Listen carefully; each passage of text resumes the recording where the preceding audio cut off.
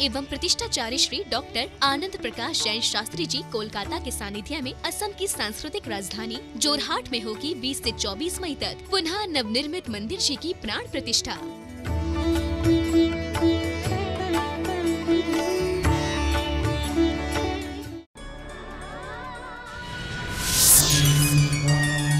इस कार्यक्रम के पुण्यार्चक हैं निर्मला देवी सुगम चंद जी शाह, सूरत, गुजरात।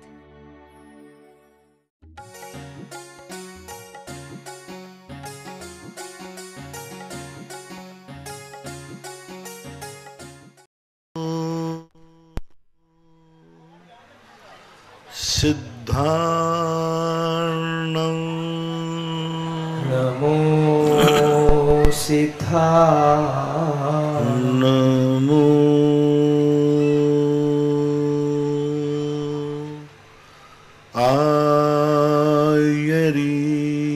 आयर्याणं नमो आयर्या नमो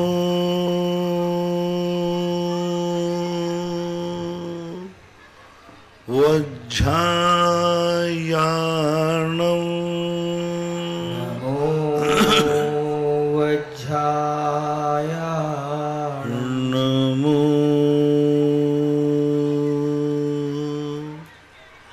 लोये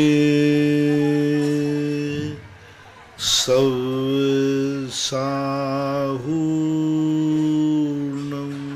नमो लोये सौवसाहूर्णं। पंच परमेष्टि भगवान की जय आचार्य श्री गुरुवर कुंद कुंद महाराज की जय आचार्य श्री गुरुवर विद्यासागर महाराज की जय परम पूज्य मुनिवर श्री 108 सुधा सागर जी महाराज जी की जय। शरद शाह इनकी जिज्ञासा है। नमोस्तु महाराज श्री। महाराज जी, क्या मंदिर क्षेत्र आदि बनाए जाते हैं या जिस भूमि पर बनाए जाते हैं उस भूमि की कोई विशेषता होती है क्या? कृपया साथ। उस भूमि की विशेषता कुछ ना कुछ होती है, क्योंकि सारी पृथ्वी एक समान नहीं होती। आपने देखा कहीं पृथ्वी में खारा पानी निकलता, कहीं मीठा, कहीं की मिट्टी लाल होती, कहीं की पीली होती है, कहीं मिट्टी में मार्बल निकलता, कहीं सोना चांदी माणिक मोती भी निकलते। तो इनके सबके नेचर अलग अलग होते हैं। वास्तु शास्त्रों के अंदर यहाँ तक लिखा किस प्रकार की मिट्टी में किस व्यक्ति को आवास करना चाहिए, मंदिर कौन सी मिट्टी में मंदिर बन सकता है, उसका स्वाद क्या होगा, उसकी गंध क्या होगी, उसका कलर क्या होगा, वो सारा लिखा हुआ है। यहाँ तक कि लिखा कि मनुष्यों में भी राजा का महल किस मिट्टी में बनता है, मंत्री का महल किस मिट्टी में बनता है, कौन से वर्ण वाले ब्राह्मण वर्ण, क्षत्रिय वर्ण, वैश्य वर्ण, इनके मकान, इनके आवास कौन सी मिट्टी में रहना चाहिए, उसकी मिट्टी का नेचर क्या है। हजारों साल पहले शास्त्रों में ये सारा वर्णन लिखा हुआ है। मिट्टी की परीक्षण कर मकान बनने या मंदिर बनने के पहले मिट्टी के परीक्षण का उपदेश आया हजारों साल पहले कि मिट्टी का कैसे परीक्षण करें और मिट्टी का निर्णय कैसे करें। इसलिए बराबर ये किस स्थान पर तीर्थ, किस स्थान पर मंदिर बनते हैं, इसका बराबर शास्त्रों में उल्लेखित मिलता है।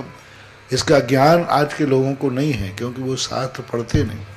संस्कृत प्राकृत के अंदर लिखे हुए शास्त्र हैं, इसलिए लोगों को आज ज्ञान नहीं है, लेकिन शास्त्रों में लिखा हुआ है, बराबर इसका प्रभाव पड़ता है। कोटा से विशाल जैन की जिज्ञासा है। नमस्ते गुरुदेव। महाराज श्री, होली का जैन आगम में क्या उल्लेख मिलता है और इसे जैन धर्म के अनुसार किस तरह मनाना चाहिए? और आजकल लोग जो बहुत ही गंदे तरह से होली खेलते हैं, तो ऐसा कृपया समाधान करें कि जिससे। होली का दो रूप थे। एक होली लौकिक व्यवहार के रूप में मानी जाती, लोक त्योहार है, क्योंकि इस समय किसानों की फसल पक के आती है। दूसरा, धार्मिक दृष्टियों से होलिका का एक कोई विशेष स्थान नहीं देखने में आया, कोई धार्मिक महोत्सव रूप नहीं है। भारतीय दर्शनों में एक बस इतनी सी घटना है, एक दुर्घटना के कारण से ये सारी बातें बनी कि एक पापी ने धर्मात्मा को नाश करने का प्रयास किया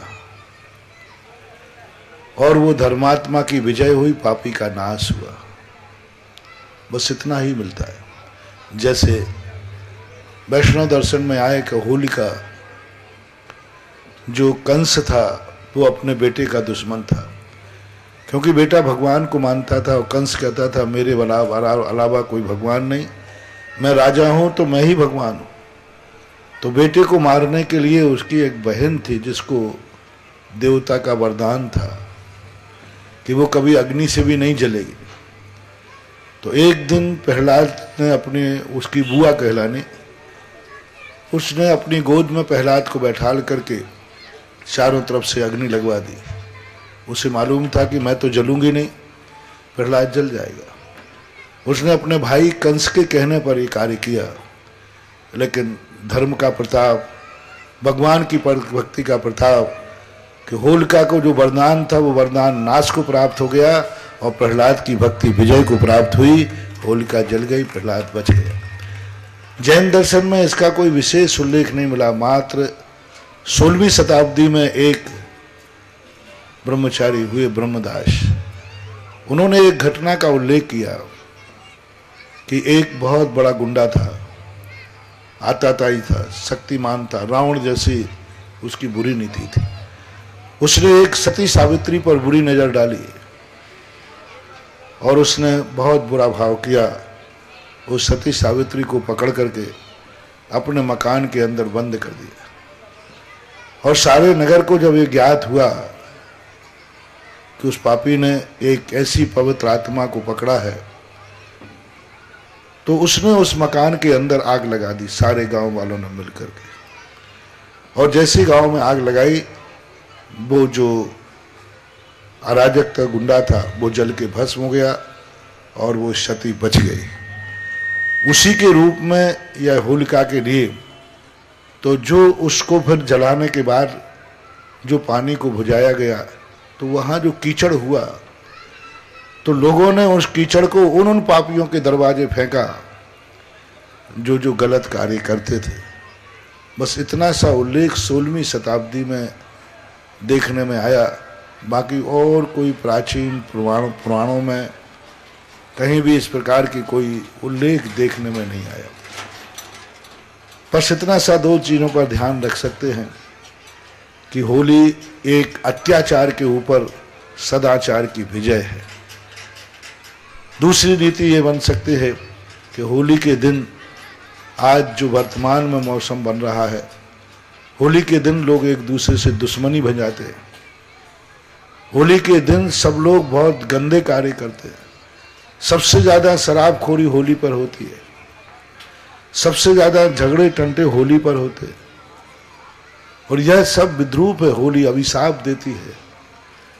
हमेशा मैं सारी जनता से कहना चाहता हूं, त्योहार के दिन यदि कोई व्यक्ति दुश्मन से दुश्मनी भजाने का प्रयास करता है, उसकी जिंदगी का सारा नाश हो जाता है। त्योहार तो दुश्मनी मिटाने के लिए है, तुम दुश्मनी को भंजाते हो। और दूसरा, इस प्रकार से, जिस प्रकार के गंदे तरीके से आप एक दूसरे के ऊपर रंग डालते हैं, इसका कोई उल्लेख नहीं मिला। ये रंग के गुलाल रंग और गुलाल से खेलने वाली परंपराएं कब से चली, कैसे चली, कोई प्राचीन इतिहास नहीं है। किस तरीके से आप, आजकल तो लोग उनमें ऐसे गलत केमिकल डाल देते हैं। आज पानी की कितनी किल्लत है, होली के दिन कितना पानी नाश होता है। एक व्यक्ति होली खेलता है, 8 दिन तक वह पानी का कितना नाश करता है, रंग उसके बालों से निकलते ही रहता है। डालने वाला ऐसा प्रयास करता है कि जो अधिक दिनों में निकले। पानी का कितना पानी का शोषण होता है और लोगों को चर्म रोग हो जाते हैं। ऐसी गुलाल रंग डाल देते हैं। नहीं महानुभाव, मात्र मेरी दृष्टि से होली खेलना है तो मात्र हाथ में गुलाल लेकर माथे पर तिलक लगाओ, इससे ज्यादा कुछ नहीं। सबसे ज्यादा पापाचार, अत्याचार होली पर होते, हुड़दंग होती। होली का है कि हुड़दंग है। कई लोगों को तो बहुत बड़े दुश्मन के तरीके से व्यवहार किया जाता है। मेरा तो आज होली पर, आने वाली होली पर यही संदेश है सारे भारत के लिए, खास तौर से राजस्थान के लिए, जो भी जहां बैठ के सुन रहे हैं, कि होली के दिन किसी के कपड़े खराब मत करो, किसी का शरीर खराब मत करो। जितने में आप रंग गुलाल डालते हैं, अपने दोस्तों को बुला करके बैठ करके मिठाइयां खाओ, मिठाई बांटो, एक दूसरे को तिलक लगाओ, रंगोली का लगाओ, रोली का लगाओ, केसर का लगाओ, तिलक लगाओ, और एक दूसरे के लिए इतना वात्सल्य दो, इतना वात्सल्य दो कि यदि कोई दुश्मनी है भी, जिसके साथ वास्तविक होली वह है कि साल भर में जिससे कोई दुश्मनी हुई हो, उसके घर तुम तिलक लेके पहुंच जाओ, मैं तुम्हारा तिलक करने आया हूं और मैं बुराई को भूलता हूं। बुराइयों पर विजय पाना ही त्योहार का मकसद होना चाहिए। मुझे बहुत खुशी है इस बात की कि अच्छे लोग होली के दिन घरों में नहीं रहकर, गांव में नहीं रहकर, धार्मिक क्षेत्रों पर रहते हैं। ये बहुत अच्छी परंपरा चालू हुई, क्योंकि वो जानते हैं घर में रहूंगा, गांव में रहूंगा, जो गंदे लोग हैं वो मानेंगे नहीं, तो वो अपने आप जाकर के तीर्थ क्षेत्रों पर, सारे राजस्थान के तीर्थ क्षेत्र हाउसफुल हो गए अभी से। सभी जगह से समाचार आ रहा है कि कोई पूछा महाराज में कहाँ चलो, चांदखेड़ी हाउसफुल, बिजोलिया हाउसफुल, नारेली हाउसफुल, आमा हाउसफुल, सारे क्षेत्र हाउसफुल है। सब तरफ से लोग भाग रहे हैं कि बस एक दिन के लिए भाग रहे हैं, धुरंडी के दिन। ये बहुत शुभ संकेत है कि लोग बुराई से बच करके बहुत अच्छाई के दिनों में आ रहे हैं, और बढ़िया एक दूसरे को केसर लगाओ, तिलक करो, बहुत अच्छी होली खेलो। ये रंग को डालकर पानी का बर्बाद मत करो। कितनी कीमत है राजस्थान में पानी की, कितनी कीमत है राजस्थान, एक एक बूंद पानी को तरसते हैं, लेकिन आप लोग नहीं समझ रहे हैं। आज नहीं कल समझना पड़ेगा। अच्छे लोगों ने तो समझ लिया है, अब थोड़ा गंदे लोग भी अच्छे बन जाएं, तो ये सौगंध करने, मैं किसी पर होली पर रंग नहीं डालूंगा, मैं गुलाल से, मात रौली से तिलक करूंगा, इससे आगे कुछ भी नहीं करूंगा। किसको बर्बादी कर रहे हैं? भाई भाई को बर्बाद कर रहा है। घर में होली खेलते हो और सबके कपड़े खराब है, वो कपड़े खराब कर देते हो, शरीर खराब करते नहीं। ये शास्त्रीय परंपरा नहीं है। अब लोगों ने इसको लोक त्योहार बना लिया, तो मैं तो बात समझा ही सकता हूं, करना नहीं करना आपका काम है। इसका कोई शास्त्रीय, धार्मिक कोई भी महत्व इसका नहीं। जयपुर से ऋषभ कुमार जैन की जिज्ञासा है। नमोस्तु महाराज श्री। महाराज जी, अभिषेक शांतिहारा पूर्ण होने, अर्घ चढ़ा देने एवं आरती के बाद भी आने वाले दर्शनार्थी एवं अभिषेकार्थी अभिषेक करते हैं, या देखने वाले कहते हैं कि एक बार अभिषेक दिखा दो, तो क्या ये सही है? नहीं दिखना चाहिए। हर चीज का समय होता है। बच्चे उधम कर रहे हैं, बच्चों को रोकें।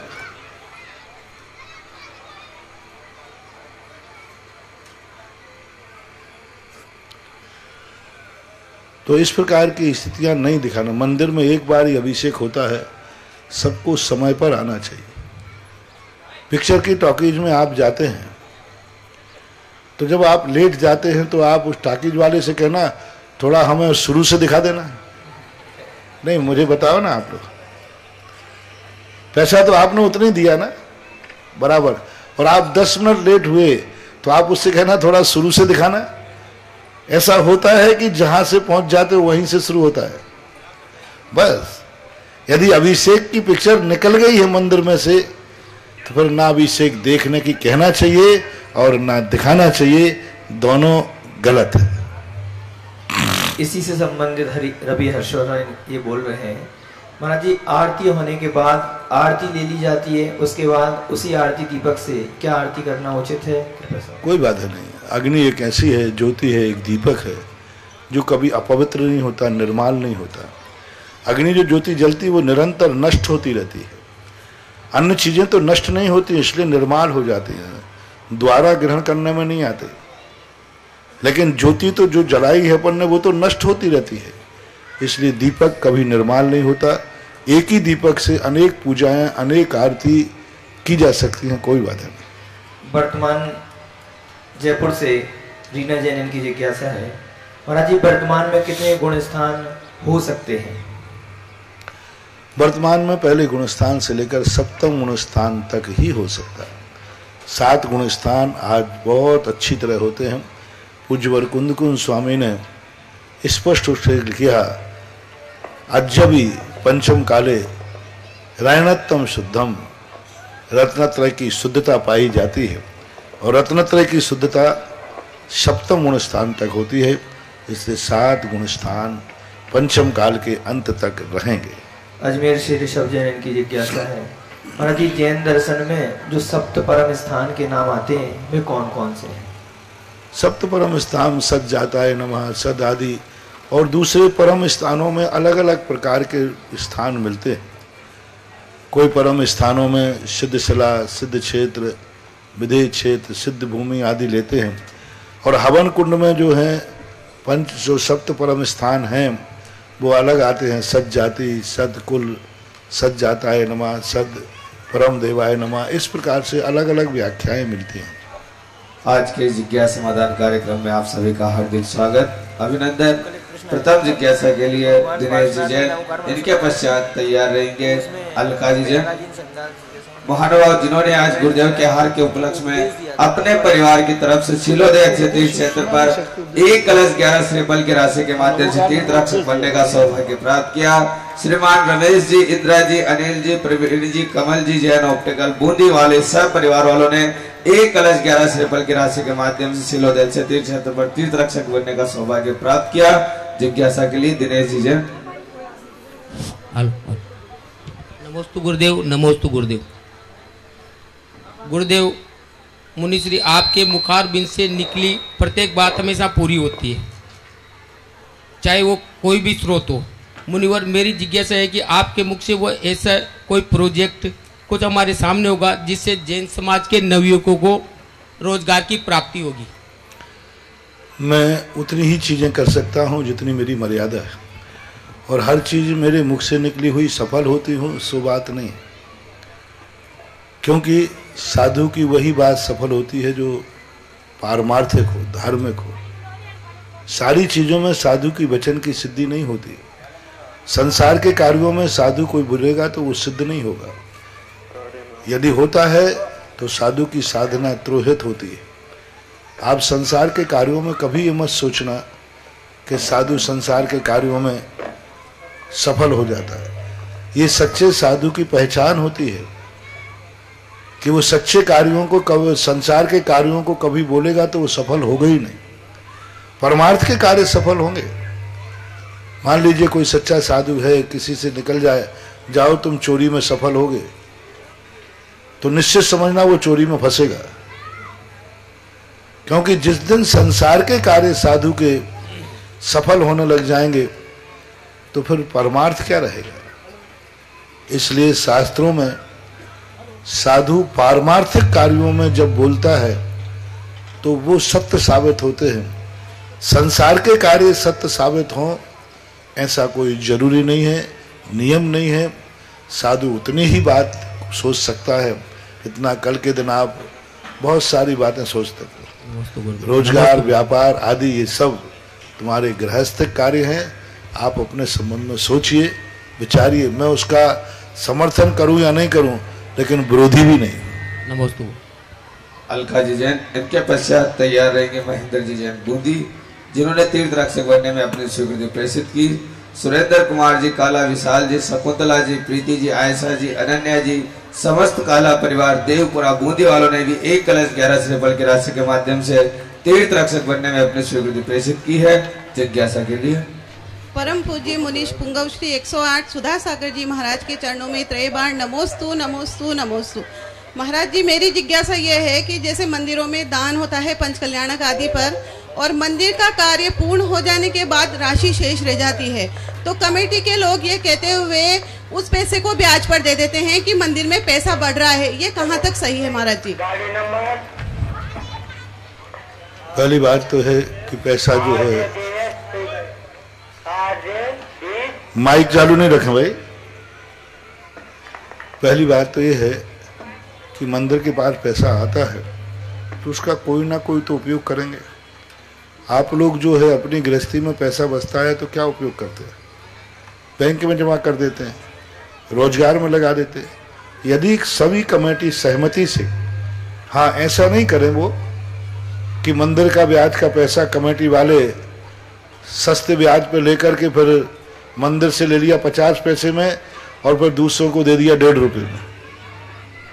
हाँ कई स्थानों पे होता है कि लोग कमेटी वाले ब्याज पे पैसा ले लेते हैं, फिर उसको धंधा करते हैं, व्यापार करते हैं, कमाते हैं, वो पाप है।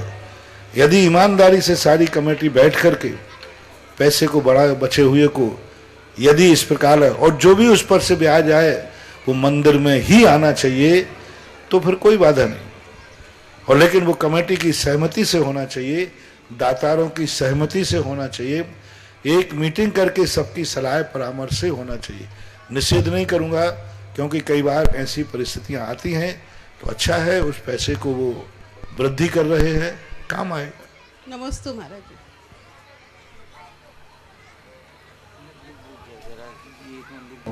महेंद्र जी जैन, इनके पश्चात तैयार रहेंगे सृष्टि जी जैन, जिन्होंने अपने परिवार की तरफ से शीलोदय तीर्थ क्षेत्र पर 21 कलश की राशि के माध्यम से जो परम पूज्य गुरुदेव के पावन आशीर्वाद से यहाँ पर भव्य त्रिकाल चौबीसी का निर्माण हो रहा है, जिसमें जिन्होंने ऐसी पवित्र भावना की कि हमारे पूरे परिवार की तरफ से यहाँ पर एक जिनालय का निर्माण किया जाए। इसी भावना के साथ जिन्होंने अपनी स्वीकृति दी, श्री स्वर्गीय राजेंद्र कुमार जी गंगवाल बूंदी द्वारा पुत्र नरेश कुमार जी, रमेश कुमार जी, दीपक कुमार जी, ललित कुमार जी, महेश कुमार जी, हरि, रवि, अविनाश, अक्षय जैन, सौम्य जैन, समस्त गंगवाल परिवार, कथा जैन, बड़े बाबा एंटरप्राइजेज ट्रेडिंग कंपनी पधारेंगे पूरे परिवार। बहुत अच्छा। देखिए अभी मंदिर अभी शिलान्यास हो गया, लेकिन आज उनका देखो आज ही बोला और आज ही उनका शिलान्यास भी हो गया। तो अभी जो मंदिर शेष रह गए हैं उनको जल्दी जल्दी कर लो, अभी शिलान्यास हो सकता है। और अभी महेंद्र बाबू थे, ये इनको एक और सुबह लाए थे, तो उनके जितने जल्दी 24 कर लो। और देखो गंगवाल परिवार की जहाँ तक बात आई, इस मंदिर की प्रशस्ति में जो यहाँ इतिहास मिला, उस प्रशस्ति में पहले यह मंदिर भी गंगवाल परिवार ने बनाया था। उस समय लगभग 300-400 साल पहले, उस समय भी गंगवाल परिवार के द्वारा इनकी प्रशस्तियों में जो नाम लिखा है उनके अनुसार बता रहा हूँ। तो और जल्दी जो 2-5 बचे हों वे जल्दी जल्दी कर लो, जिससे मेरे उठने के पहले ही 24 ही हो जाए।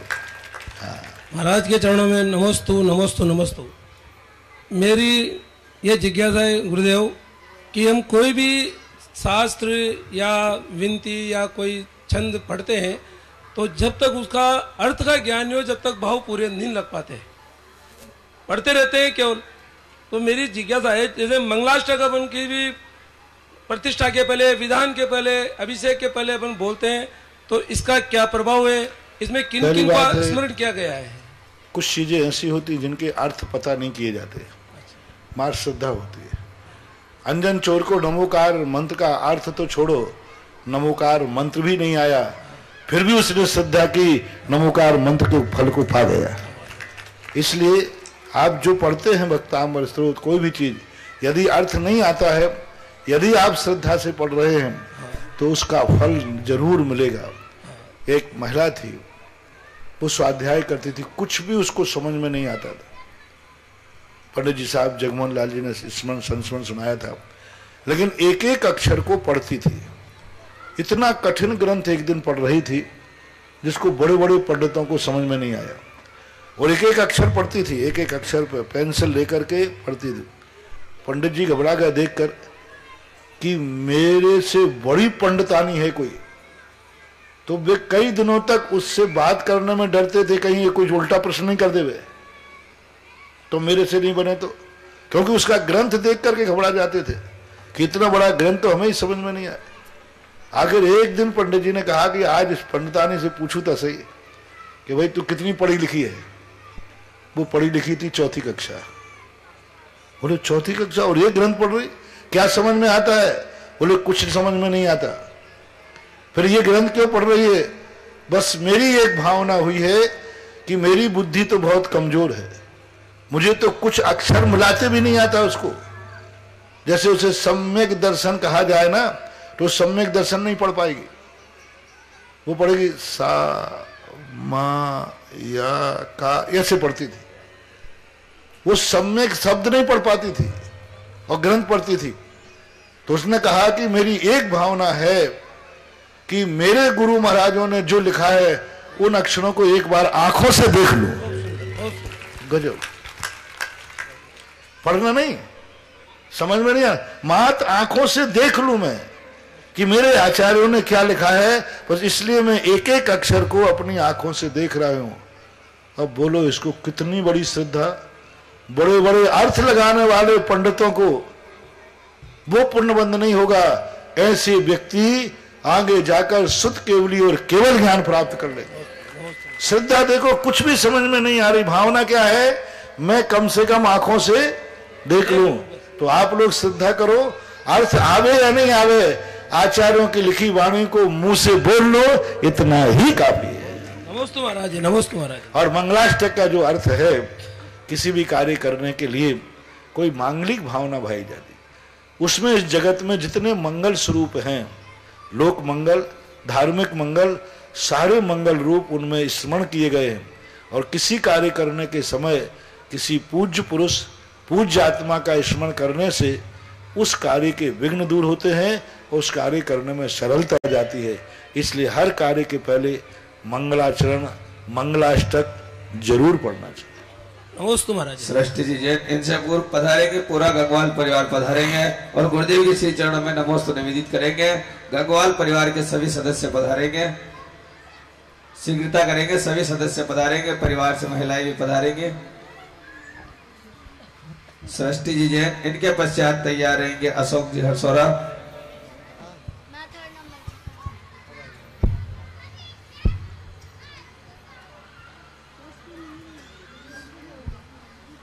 चलिए अशोक जी हरसोरा जिज्ञासा करेंगे, इनके पश्चात जिज्ञासा करेंगे विनीता जी जैन, जिन्होंने एक कलश 11 श्रीफल की राशि के माध्यम से तीर्थ रक्षक बनने का सौभाग्य प्राप्त किया है। महेंद्र कुमार जी, अक्षय जी सावरिया, आवा वाले देवपुरा वालों ने एक कलश 11 श्रीफल की राशि के माध्यम से तीर्थ रक्षक बनने का सौभाग्य प्राप्त किया है। जिज्ञासा के लिए अशोक जी हरसोरा। विनीता जी जैन जिज्ञासा करेंगे, विनीता जी जैन, इनके पश्चात तैयार रहेंगे इंद्र कुमार जी जैन। देखो अब क्या है, महेंद्र कुमार आवा वाले ने अब बीड़ा उठाया गया और लोगों को बिल्कुल तैयार कर रहे हैं, 8 नाम आ ही जाएंगे, क्योंकि आवा का जहाँ संयोग हो जाता है तो फिर अपने आप सहयोग हो जाता है। और इनके पिताजी ऋखभ जी तो थे, वो मेरे बहुत अच्छे भक्तों में थे। शायद ऋखभ का नाम सबसे ज्यादा आवा समाज में जब भी प्रवचन देता था, क्योंकि वो अलग ढंग की क्वालिटी थी, वो बहुत अच्छा कार्य। चलें जिज्ञासा करेंगे विनीता जी जैन। गुरुवर के चरणों में मेरा बारंबार नमोस्तु नमोस्तु नमोस्तु। महाराज श्री, मेरा क्वेश्चन ये है कि आज के समय में माता पिता को क्या करना चाहिए कि जिससे उनके बच्चे उनकी अपेक्षाओं पर खरा उतरे? उनको यही करना चाहिए, मैं सदा कहता हूं, जो व्यक्ति अपने बच्चों में जो बुराई नहीं देखना चाहते हैं, वो बुराई उनकी जिंदगी में कभी नहीं आना चाहिए। यदि वो चाहते हैं कि मेरा बच्चा कभी क्रोध ना करे, तो माता पिता को क्रोध का त्याग कर देना चाहिए। वो चाहते हैं कि मेरा बच्चा कभी गाली न देवे, तो दोनों को त्याग कर देना चाहिए। जो बुराई बेटे में नहीं चाहते हैं, उस बुराई को अपनी जिंदगी से निकाल देना, यह सबसे बड़ी बच्चों को सुधारने का अभियान होगा। अक्सर करके आप समझते हैं कि बच्चे को तो चाहते कि बच्चा क्रोध मत करना और स्वयं गाली देते रहते हैं, तो बिगड़ेगा बच्चा। तो पहले स्वयं सुधरना पड़ेगा, बच्चा उसके बाद ही सुधरेगा। इंद्र कुमार जी जैन, इनके पश्चात तैयार रहेंगे शिल्पा जी जैन। हे स्वामी नमोस्तु नमोस्तु नमोस्तु। हे स्वामी, मैं 12 वर्षीय कोर्स का विद्यार्थी हूँ और मैं जब भी अध्ययन करने लगता हूँ या शास्त्र जी वाचन करने लगता हूँ तो थोड़ी देर में मुझे झपकी सी आने लगती है। तो मैं ऐसा क्या अभ्यास करूँ जिससे मेरी एकाग्रता बढ़े और मैं शास्त्र अभ्यास आपको यदि ज्यादा अच्छी तरह से कर सकूं। पढ़ते समय यदि आपको थोड़ी झपकी आ रही है तो कृपया करके आप झपकी ले लें। 5 मिनट के बाद आप बहुत ताजगी महसूस करेंगे, फिर अच्छी तरह पढ़ें। अमेरिका ने एक बहुत बड़ी खोज की है झपकी की। 5-7 साल पहले बहुत बड़ा शोध आया था वैज्ञानिकों ने। निद्रा से ज्यादा महत्वपूर्ण होता है झपकी, इसलिए उन्होंने 5 मिनट 10 मिनट के लिए झपकी लेने के लिए सरकारी ऑफिसों में छूट दी गई। झपकी 5 मिनट में ताजगी लाती है।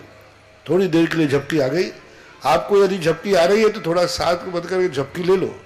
5-10 मिनट के बाद आप ऐसे ताजगी हो जाएंगे और फिर आप पढ़ेंगे तो फिर झपकी नहीं आएगी, बहुत जल्दी याद हो जाएगा। नमस्ते स्वामी, नमस्ते नमस्ते।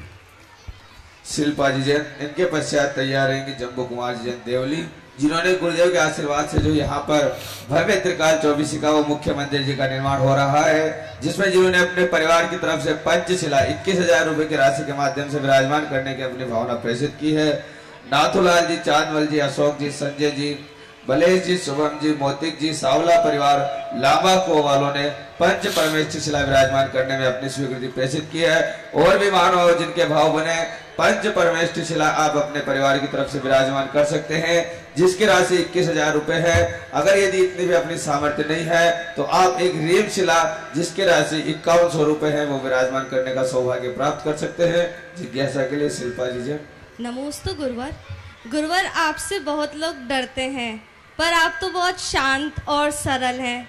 तो क्या वो इसलिए डरते हैं क्योंकि आपके भक्तों ने या आपके संघ के साथियों ने आपको शेर की उपाधि प्रदान की है, या इसलिए डरते हैं क्योंकि आपके कभी कोई किसी काम में गलती नहीं करते, आप सारा काम सही तरीके से करते हैं?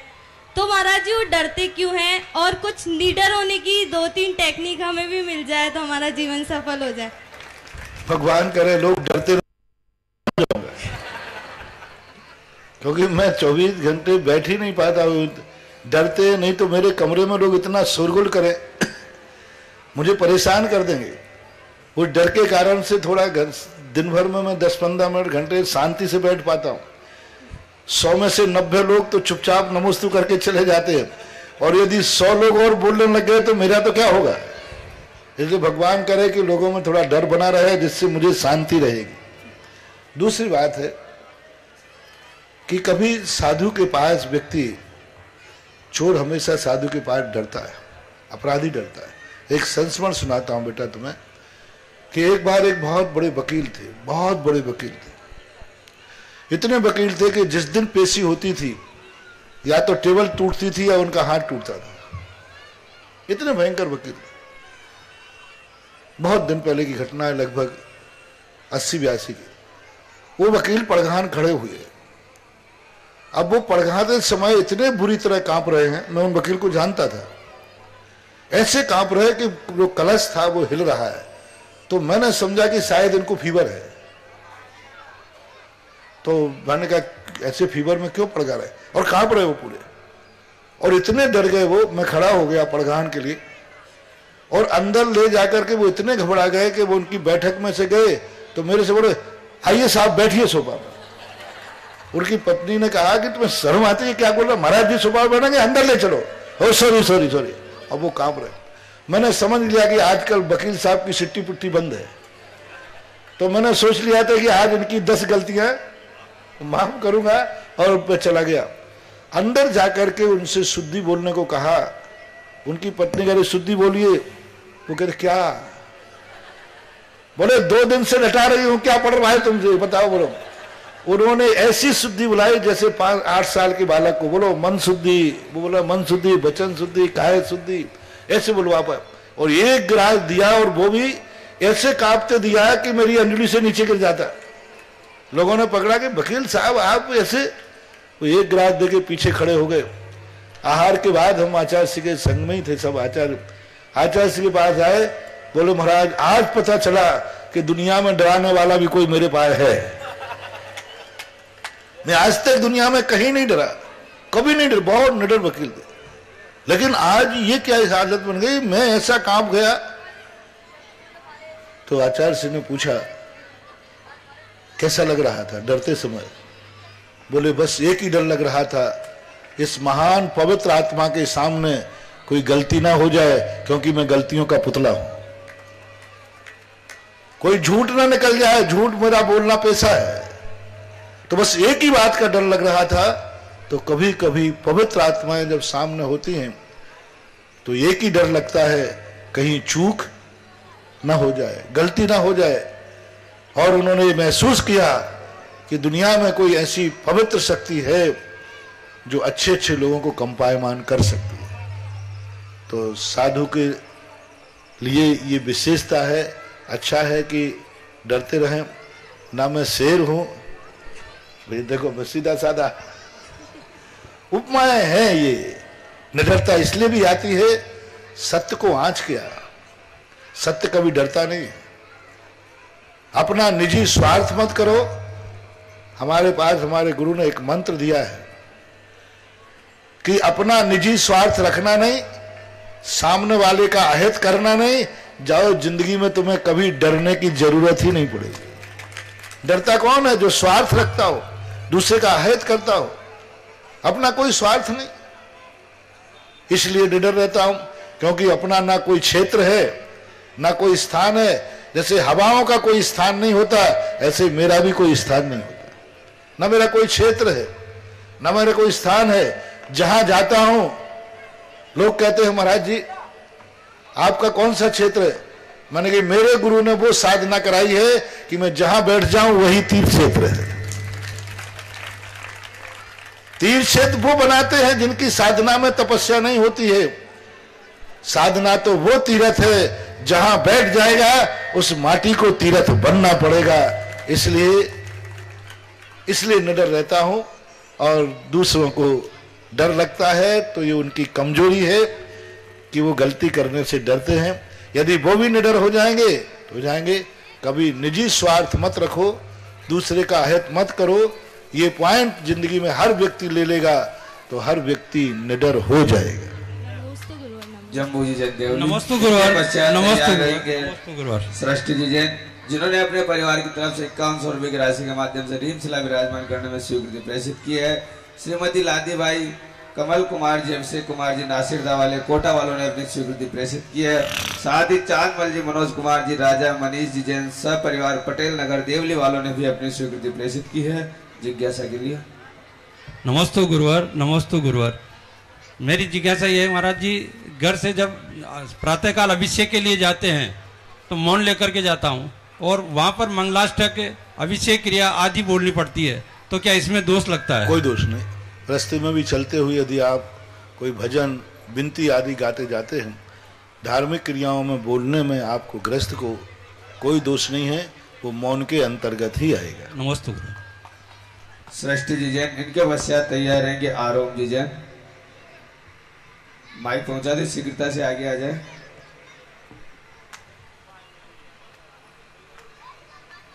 और भी महान भाव जिनके भाव बने अपने परिवार की तरफ से पंच परमेष्ठी शिला विराजमान करने में 21,000 रुपए की राशि के माध्यम से आप उसका सौभाग्य प्राप्त कर सकते हैं। ये शिला यदि आप चाहे कि नहीं हम अपने हाथों से विराजमान करेंगे, तो जब भी आप शिरोदय अच्छे तीर्थ क्षेत्र में पधारे तब आप विराजमान कर सकते हैं। और यदि आप इस प्रकार की भावना रखें कि नहीं हमारी सिलाई विराजमान करा दी जाए, तो आपकी सिलाई विराजमान हो जाएगी। जिनके भी भाव बने अपने भाव को हम तक प्रेषित करें जिज्ञासा के लिए। सृष्टि दीजिए। गुरुवर के चरणों में बारंबार नमोस्तु नमोस्तु नमोस्तु। गुरुवर, मेरी जिज्ञासा ये है, हिंसा, झूठ, चोरी, खुशिल, परिग्रह, ये 5 पाप होते हैं। इनमें से कोई हम किसी के भले के लिए किए गए पाप का भी उतना ही दोष लगता है जितना हम जानबूझकर करते हैं। यदि कभी किसी के भले के लिए झूठ बोलना पड़ता है तो वो पाप नहीं कहलाता। कभी किसी बच्चे को जीवन दान देने के लिए, जैसे तुम्हारी मम्मी कभी तुम्हारी वस्तु को छुपा लेते हैं तो वो चोरी नहीं कहलाती, क्योंकि तुम खाओगे उससे ज़्यादा तो नुकसान करेगा। जैसे माँ बच्चे से कहती बाबा ले गया, तो ये झूठ नहीं कहलाता, ये उसके हित में कहलाता है। तो यदि कोई क्रिया हित में की जाती है तो वह पाप के अंतर्गत नहीं आती। जिसमें स्वयं का और दूसरे का अहित होता है वही पाप के अंतर्गत आता है। आरोम जी जैन। इनके पश्चात तैयार रहेंगे सुनीता जी हरसोरा। नमस्ते महाराज जी, नमस्ते नमस्ते महाराज जी। मेरी जिज्ञासा है कि अगर हम अभिषेक करने के लिए चढ़ते हैं तो बेदी पे चढ़ते हैं, तो बेदी पे चढ़ने का दोष लगता है नहीं लगता हमें? अगर लगता है तो जहाँ तक भगवान विराजमान होते हैं उस बेदी पर कदम नहीं रखना, और यदि कभी अभिषेक आदि के लिए जाना पड़े तो सीधे बेदी पर खड़े नहीं होकर बेदी के ऊपर एक पिलाई रख लेना चाहिए। सभी लोगों के लिए बच्चे ने प्रश्न किया, सभी लोग सुने। बेदी पर जब तुम अभिषेक करने चढ़ते हो, कभी बड़ी बड़ी मूर्तियां होती हैं, तो कम से कम नीचे एक पतला पिलाई डाल देना चाहिए। पिलाई पे खड़े होकर के भगवान का अभिषेक करो, और जैसे ही अभिषेक कर लें उस पिलाई को हटा देना चाहिए, तो सीधा उस बेदी से आपके पैरों का स्पर्श नहीं होगा। मजबूरी में कई बार बेदी पे जाना पड़ता है, तो जो प्रथम कटनी होती है उस प्रथम कटनी तक जा सकते हैं, क्योंकि वो कटनी आप लोगों के लिए पूजा की थाली आदि रखने के लिए बनाई। लेकिन जिन कटनी पे भगवान बैठे हैं उन कटनी पे कोई ना कोई प्लाई पाटिया लगा लेना चाहिए। सुनीता जी हरसोरा। इनके पश्चात तैयार रहेंगे अपिक जी जैन, जिन्होंने अपने परिवार की तरफ से रीम शिला विराजमान करने में अपनी स्वीकृति दी है। शांतिलाल जी, अशोक कुमार जी हरसोरा, जैतल वालों ने भी अपनी स्वीकृति प्रेषित की। जिज्ञासा करेंगे अपिक कुमार जी जैन। इनके पश्चात तैयार रहेंगे सुधा जी जैन बूदी। महाराज जी के चरणों मेरा मेरे प्रजा का त्योहार नमोस्तु नमोस्तु नमोस्तु। महाराज जी मेरी जिज्ञासा है, जैसे हम मंदिर जी में अभिषेक करने जाते हैं तो सबके अंदर पुण्य लगता है, लेकिन जल्दी जल्दी में वो अशुद्ध पानी से नहा लेते हैं, जिस पानी को क्या कहते हैं मालन बढ़ती है, बिनचने पानी से नहा लेते हैं और वही कपड़े पहनते हैं, तो क्या कहते हैं उसमें हमें पाप लगना चाहिए कि पुण्य लगना चाहिए? भाई मंदिर जी में अभिषेक करने जा रहे हैं। देखो, बिना छने से नहाओगे तो मैं पाप तो बताऊंगा ही बताऊंगा, मैं वैलिड थोड़ी कर दूंगा। दोस्त तो है, सावधानी रखना चाहिए। और कपड़े भी मालन के हाथ से धुलते हैं तो उसमें भी अभी तुम अपने पापा से कहना है। सुधा जी जैन बूदी। इनके पश्चात तैयार रहेंगे आश्रय जी जैन बूदी।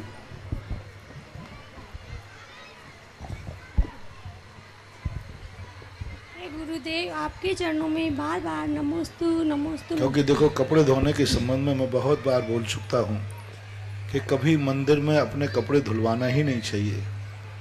मंदिर के कपड़े जो हैं आपके घर में धुलना चाहिए, घर में सूखना चाहिए और वहाँ से पहन के आना चाहिए।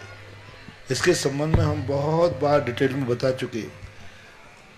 पहली बात तो हर व्यक्ति के पास एक जोड़ी कपड़े मंदिर के नाम के होना चाहिए घर में।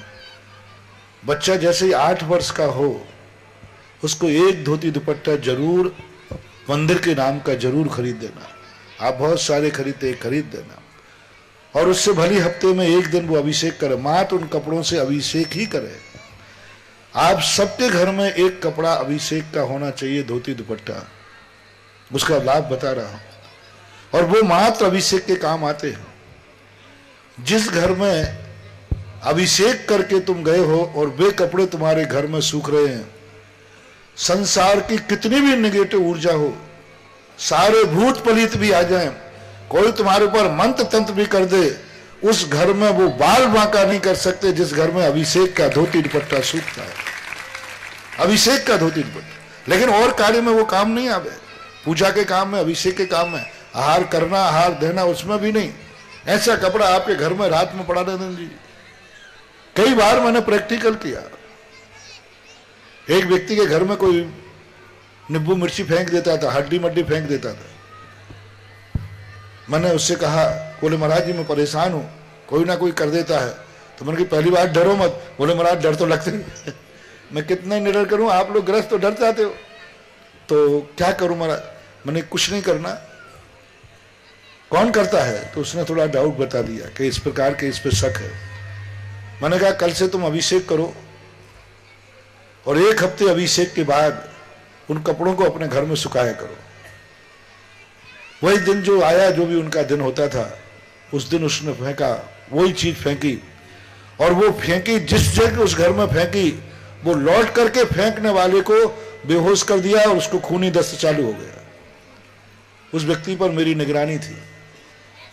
वो भी मेरे पास आए, बोले महाराज जी मेरे बेटे को उनका भाई था, बेटा था। मेरे बेटे को रात से एक का एक दस्त लगना शुरू हो गए, खूनी, और बंद नहीं हो रहे, और बार बार मूर्छित हो रहा है। मैंने कहा इस बच्चे से पहले पूछो उसने क्या किया था। बुलाया, उसने एक किया था। बोले महाराज ये तो मैं हमेशा से करता आया हूं। मैंने कहा जब कर रहे थे तब वहां शक्ति नहीं थी, अब अभिषेक के धोती दुपट्टा वहां डले हैं, सावधान, देखना भी मत वहां। इतनी बड़ी एनर्जी होती है इसमें। तुम वो कपड़े मालियों से धुलवाते, और माली से जो कपड़े धुलते हैं वो कितने गंदे होते हैं, वो डालो और वो निकाल के अलग कर देता है। जिन कपड़ों में मैल है, थोड़ा भी मैल है, उन कपड़ों से अभिषेक करोगे तो दर्दता आएगी। और मंदिर के कपड़ों में कितना मैल होता है आप सबको मालूम है। फटा हुआ और मैला हुआ कपड़ा कभी पहनकर अभिषेक नहीं करना। और माली जो कल कौन से कपड़ा, घर में तुम अपने भाई का अंडरवियर नहीं पहनते, यहां वो धोती दुपट्टा कल किसने पहना था, आज कौन पहन रहा है, और कल किसी खुजली वाले ने पहना था तो कौन पहन। दूसरे का उतरा हुआ कपड़ा पहनना दरिद्रता की निशानी है। जिस कपड़े को दूसरे ने पहना हो और उसको पहनना और मांगलिक क्रिया करना, ये सब दरिद्रता के लक्षण है। दूसरे के उतरे हुए कपड़े पहन करके अभिषेक जिंदगी भर करते रहना, कभी सुख समृद्धि नहीं होगी। दूसरे का उतरा हुआ कपड़ा, मैला फटा हुआ कपड़ा नहीं पहनना चाहिए। अपने घर का स्वयं का कपड़ा मंदिर में रखना भी है तो पहले मंदिर में अपने नाम का कपड़ा रखो, वस्त्र रखो, उस पर नाम लिखो, दूसरा ना पहन पाए। और मंदिर के आपके पहना हुआ कपड़ा, मंदिर तुम्हें शुद्ध कपड़ा देता है, तुम मंदिर को अशुद्ध लौटाते हो। उसने तुम्हें शुद्ध दिया, अशुद्ध लौटाते हो। तुम्हारी अशुद्धि, तुम्हारा महल मंदिर धोएगा, मंदिर का पानी धोएगा, सिद्धि हो ही नहीं सकती। मैंने पूरे शास्त्र पढ़ लिए, मंदिर में कभी कपड़े धोने का और नहाने का स्थान किसी शास्त्र में नहीं मिला। ये कपड़े कहां सूखना चाहिए, नहाना कहां चाहिए, कहीं नहीं मिला। मंदिर में होना ही नहीं चाहिए ये चीजें। तुम्हारा महल, शरीर का, कपड़ों का महल मंदिर में धोते हो तो बताओ इससे तुम्हारी समृद्धि कैसे बढ़ेगी। तो यदि मान लीजिए तुम्हारा घर दूर है तो धोती दुपट्टा को एक कैन में, स्टील की पेटी में रख करके लाइए और गीली टॉवल पहन करके यहां बदल लीजिए। यदि मंदिर में ही डालना है, माली से ही धुलवाना है, तो पहले आप शुद्ध निश्चित के लिए 4 वस्त्रों की धुलवाई कितनी लगती है, यदि धोबी धोएगा तो कितना मान लो, 4 कपड़े के 80 रुपए महीने के। एक दिन का कितना मान लें, 10 रुपया मान लेता हूं कम से कम, 20 अरे कम से कम मान लीजिए 10 रुपया है तो 300 रुपया महीना हुआ।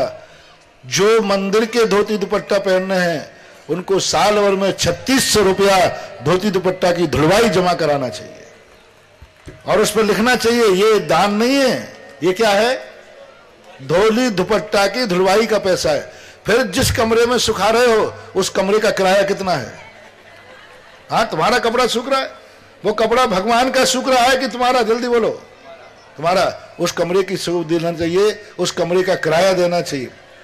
और कम से कम मंदिर के पहनते हो, साल भर में 2 धोती 2 दुपट्टा मंदिर में दान देना चाहिए नियम से। यदि मान लो मंदिर में ही करना है तो इतनी व्यवस्था करो, 2 धोती दुपट्टा मंदिर में दान दो, साल भर में धुलवाई दो, सुखाई का पैसा दो, फिर आप फिर भी इसमें 50% आप सफल हो जाओगे। अन्यथा धोती दुपट्टा स्वयं के ही होना चाहिए। उससे 2 लाभ मैंने बता दिए, एक तो निर्माण के दोष से आप बचोगे और जो एनर्जी है उसकी। और जब आप घर से पहन करके धोती दुपट्टा लेके चलते हैं, हाथ में पुंज होता है, कितने लोगों का मंगल करते हो। 2 समय पुरुष मंगल होता है, 3 बार। एक वो साधु बन जाए तो मंगल है, या फिर राजा बन जाए तो राज का मुकुट धारण करो तब मंगल है। तीसरा मंगल है जब वो भगवान के मंदिर का धोती दुपट्टा पहन के जा रहा हो, उस समय उसका दर्शन मंगल है। आप मान लो रास्ते में जा रहे हैं और कोई व्यक्ति कहीं जा रहा है और कोई धोती दुपट्टा पहने हाथ में पुंज लिए मिल जाए, निश्चित समझना आपकी फतेह है। यानी धोती दुपट्टा कितना मांगलिक है, कितना शुभ है। आप रास्तों में से धोती दुपट्टा पहन के आइए, देख करके कितने लोगों का मंगल करोगे। इसलिए ये सब जो बच्चे ने प्रश्न किया बहुत अच्छा प्रश्न है। यदि ये चीजें शुद्ध हो जाएं तो आपके घर भी शुद्ध होंगे, भूत पलीतों से आपके घर बच जाएंगे, बद्दुआओं से बच जाएंगे, नेगेटिव एक्टिविटी से आप बच सकते हैं। ऐसे बहुत सारे गुण धोती दुपट्टा में होते हैं, निजी स्वयं के धोती दुपट्टा। सुधा जी इनके पूर्व जिन्होंने अभी अपनी स्वीकृति 1 कलश 11 श्रीफल की राशि के माध्यम से तीर्थरक्षक में दी, श्रीमान अशोक कुमार जी, मुकेश कुमार जी, अंशुल जी, धनोत्या, चतरगंज वाले, देवपुरा बूंदी वालों ने भी तीर्थरक्षक में अपनी स्वीकृति दी है। जिज्ञासा के लिए सुनिए। हे गुरुदेव, आपके चरणों में मेरे परिवार और मेरी तरफ से त्रिबार नमोस्तु नमोस्तु। हे गुरुदेव, मेरा प्रश्न ये है कि हम मंदिर जाते हैं और स्वाध्याय करते हैं, किसी कारणवश जिस शास्त्र से स्वाध्याय करते हैं वो हमको नहीं मिलता है, तो हम दूसरे से कर लेते हैं तो वो बीच में छूट जाता है। उस समय हमें वो बीच में छूटता है, जिससे हमें कौन सा पाप लगता है? छूटने में पाप नहीं लगता, लेकिन फिर भी उस ग्रंथ को व्यवस्थित रखना चाहिए और उसको खोज करके रखो जो स्वाध्याय करना है। जो दूसरे पढ़ते हैं तो इधर उधर रख देते तो मंदिर कोई ज्यादा बड़ा नहीं होता, थोड़ा खोज लो। वो घर तो नहीं ले गया होगा, रखा तो वहीं होगा कहीं। अब घर ले गया हो तो दूसरा पढ़ लिया तो कोई बाधा नहीं है, फिर भी दोष तो आता ही है थोड़ा सा। आश्रय जी जैन इनके पश्चात यूं मानो कि दूसरा पढ़ने में दोष तो नहीं लगेगा, लेकिन नंबर जरूर कम होंगे। आरोही जी जैन। महाराज जी नमोस्तु नमोस्तु नमोस्तु। महाराज जी, आप बाल का तो केश लॉन्च कर लेते हो, पर नाखून कैसे काटते हो? नाखून काटने की जरूरत नहीं, आप लोग कई बार काट देते, नहीं तो हम लोग क्या करते हैं, पानी रहता है ना कमंडल, तो पत्थर पे घिस देते हैं। ऐसे पत्थर होते हैं ना, जब शुद्धि करते हैं तो पत्थर के ऊपर यूं घिस देते हैं, प्रतिदिन घिसेंगे तो वो बढ़ेंगे नहीं, और हो जाते हैं तो थोड़े गीले हो जाते हैं तो उनको तोड़ देता हूँ, तोड़ भी देता हूँ, घिस भी लेते हैं, ऐसे कई कारणों से हो जाता है। आरोही जी जैन इनके पश्चात तैयार रहेंगे मानस जी जैन।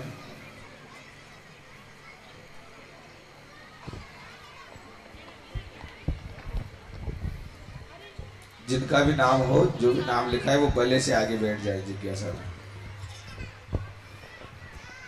नमोस्तु महाराज जी। महाराज जी, मेरी जिज्ञासा ये है कि मैं जिस स्कूल में पढ़ती हूँ वहाँ के बच्चे मुझे अपने जैन धर्म, जैन साधु के नाम से ये कह के चिढ़ाते हैं कि तुम्हारे महाराज जी तो कुछ नहीं पहनते, एक भी कपड़ा नहीं डालते, और मुझे मेरे ही धर्म से चिढ़ाते हैं। और मुझे उस टाइम पे इतना गुस्सा आता है कि मैं सहन नहीं कर पाती, मुझसे नहीं सुनी जा सकती। और वो बच्चे मांसाहार खाने वाले समाज से बिलोंग करते हैं। आज मैंने उन्हें आपके जिज्ञासा समाधान के लिए खास तौर से ऑनलाइन बिठाया है और वो आपको सुन रहे हैं। शायद वो आपकी वाणी से प्रभावित होकर आगे से मुझे ना चिढ़ाएं, जैन धर्म के बारे में बुराई ना करें। आज महाराज जी आप बताएं कि यह वास्तविकता में जैन धर्म क्या है, उसकी साधना क्या है? जैन धर्म जो है उस पर प्राकृतिक धर्म है, नेचुरल धर्म है। कपड़े अपनी नेचुरल बॉडी को वो छुपाते हैं जिनके अंदर कोई पाप होता है। कुदरत ने व्यक्ति को दिगंबर भेजा है और दिगंबर ही बुलाता है। वस्त्र आदि जो पहनना पड़ते हैं वो एक बालक होता है, बालक दुनिया के बीच में होता है, लेकिन कभी उसको ये भाव नहीं होता कि मैं नग्न हूं। ऐसे ही दिगंबर साधु का मन बालक के समान होता है, उसकी दृष्टि में ना कोई स्त्री है ना पुरुष है, इसलिए उसको वस्त्र की जरूरत नहीं होती। बालक को वस्त्र की जरूरत नहीं होती क्योंकि वो भीतर आ गई है, आ गई है, उसको कोई राग उत्पन्न नहीं होता। वस्त्र वो पहने जिनके मन में विकार हो, राग हो, जिनको छुपाना हो। कुदरत ने जो जीन दिया है, यदि इसमें कोई विकार नहीं है तो फिर इसको ढांकने की जरूरत क्या है? ढांकते वही हैं जो मन पाप होता है। दूसरी बात है, उनसे ये कहना चाहिए कि कुदरत ने जब दिगंबर हुआ है तो दिगंबर के लिए वस्त्र की जरूरत जब पड़ती है, जब व्यक्ति के मन में कोई ऐसी बुराई आ जाती है जिससे वासना जाग जाती है, पाप जाग जाता है। हमारे मुनिराज के पास कोई वासना नहीं होती, कोई पाप नहीं होता। सभी दृष्टियों को नारी को माता के समान देखते हैं, सारे जगत में निर्विकृत रहते हैं। दूसरी परंपरा दिगंबरत्व की, जो हर दर्शन में दिगंबरत्व का महत्व है, हर दर्शन में, लोग स्वीकार करें या ना करें। वैष्णव दर्शन के अंदर देखो, जब वज्रमयी बनाने की बात आई गंधारी के लिए, गंधारी जब अपने बेटे से व्यामोहित होती है कि ये बेटे को कैसे बचाऊं, बचने वाला नहीं, तो जिंदगी भर की साधना उसने कहा बेटा तू निर्वस्त्र होके आ जा। अरे जिस मां की दृष्टि एक व्यक्ति को वज्र का बना सकती है, तो क्या उस मां की दृष्टि एक छोटे से कपड़े का भेदन नहीं कर सकती थी? क्यों नग्न बुलाया गंधारी ने अपने बेटे को? कितना बड़ा बेटा था दुर्योधन, दादा बन चुका था दुर्योधन, बहुत बड़ी उम्र मुराया, दादा बन चुका था। उस समय मां कहती तू दिगंबर होके आ जा, मैं तुझे दृष्टि से देखूंगी, तू अमर हो जाएगा। एक छोटा सा वस्त्र भी दुर्योधन ने किसी के बहकावे में आकर के एक छोटा सा वस्त्र पहन लिया। जब गंधारी ने दृष्टि खोली तो उसने कर्म ठोक लिए, जा तेरी मौत वहीं से होगी जहां तूने वस्त्र से ढांक लिया है। कितना बड़ा लॉजिक है कि मां की यदि शक्ति चाहिए है तो एक धागा भी होगा तो तुम हमेशा जन्म मरण करते रहोगे, कभी अमर नहीं बन पाओगे। और दुर्योधन ने वस्त्र धारण किया, उसको मरना पड़ा। यदि वो वस्त्र धारण नहीं करता तो अमर हो जाता। मैं दुर्योधन नहीं हूं, मैं इस प्रकृति रूपी मां ने मुझे आदेश दिया है कि बेटा अमर होना है तो दिगंबर रहना, इसलिए मैं दिगंबर। हाँ, दुर्योधन होता तो वस्त्र दे देता दूसरों के बहकावे में, दूसरों के बहकावे में। और दुर्योधन ने यह गलती की थी कि थोड़ा सा कपड़ा लगा लिया, वहीं से उसकी मौत हुई। इसलिए प्रकृति रूपी मां का यदि वरदान चाहिए, प्रकृति रूपी मां का वरदान यदि शक्ति चाहिए है, अमर बनना है, तो निर्वस्त्र रहना पड़ेगा। ऐसा प्रकृति का जिनवाणी मां का आदेश है, संकेत है, यह कारण है। दूसरा, एक वस्त्र के लिए कितने विकल्प होते हैं, कितने द्वंद्व होते हैं। क्यों वस्त्र पहनना, क्यों वस्त्र पहनना? जो मैंने प्रारंभ में कहा था, कोई ना कोई विकार है। जब विकार ही उत्पन्न नहीं होता, बालक व दृष्टि पवित्र हो गई। हमारे साधुओं की दृष्टि इतनी पावन हो जाती है कि उन्हें अपने शरीर के कोई अंग को छुपाने की जरूरत ही नहीं। इस कार्यक्रम के पुण्यार्चक थे निर्मला देवी सुगम चंद जी शाह, सूरत, गुजरात।